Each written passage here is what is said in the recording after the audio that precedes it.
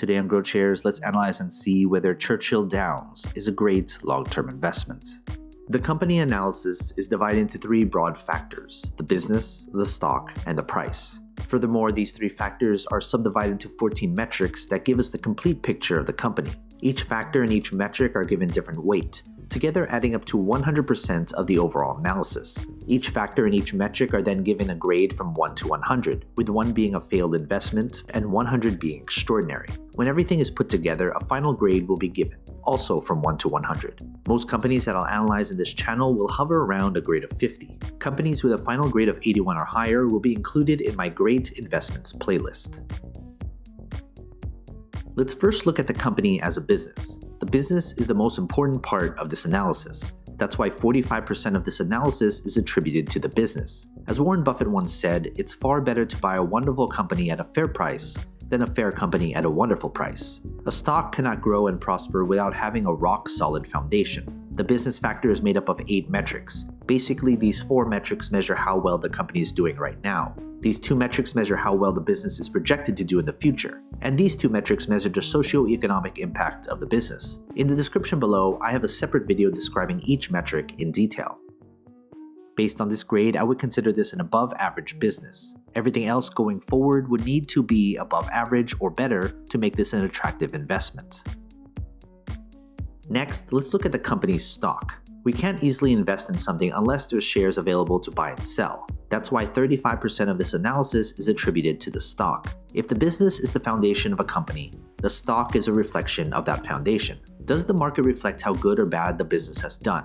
And how does the market think the company will do going forward? That's what the stock tells us. What matters most is return on investment. There should be some correlation between the business and its stock. The stock factor is made up of 5 metrics. Basically, these 3 metrics measure how well the company's stock has done, and these 2 metrics measure how traders and investors perceive the company as an investment. In the description below, I have a separate video describing each metric in detail. Based on this grade, I would consider this an average stock. Combine that with an average or better business, this should be a company on your watch list to see if further improvement can be made. Finally, let's look at the company's price. Price is what most investors look at when deciding whether to invest in a company or not. But price per share shouldn't be the most important consideration. That's why 20% of this analysis is attributed to the company's intrinsic value. There is a reason why a company's stock is undervalued or overvalued. An undervalued stock may be undervalued because it's simply a terrible business. And the other side is true as well. The price factor is made up of only 1 metric. Basically, the intrinsic value is the price per share at which the company's fundamentals align with its true value when compared to its current stock price. Based on this grade, I would consider the price to be slightly overvalued. If you're looking solely at the price per share, I'd monitor and wait to see if the price drops before it becomes attractive. Now that we have everything calculated, let's figure out the company's final grade. If you want a database of the companies I've analyzed, consider becoming a subscriber to my Patreon. For only $2 a month, you'll gain access to my Google Sheets spreadsheet with all the grades for you to filter through. They're frequently updated, so consider becoming a subscriber.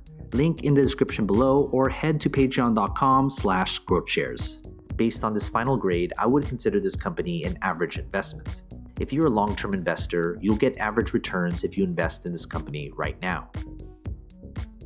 Some of you will put different importance on different aspects of my analysis. You may solely just be looking at the price per share. Others may look at the business. But if you're looking at this company as a long-term investment, you should look at all 3 factors because it paints the entire picture of the company. When it comes to the final grade, it doesn't necessarily mean I'm bullish or bearish on the company's stock. Grades are adjusted to take into account the company's industry, sector, and competition. Of course, major news does have an effect on the company, but my analysis is built upon a solid foundation that focuses on the long-term health of the company. From time to time, I will reanalyze a company and share it with you. So you've made it this far, shoot me an email.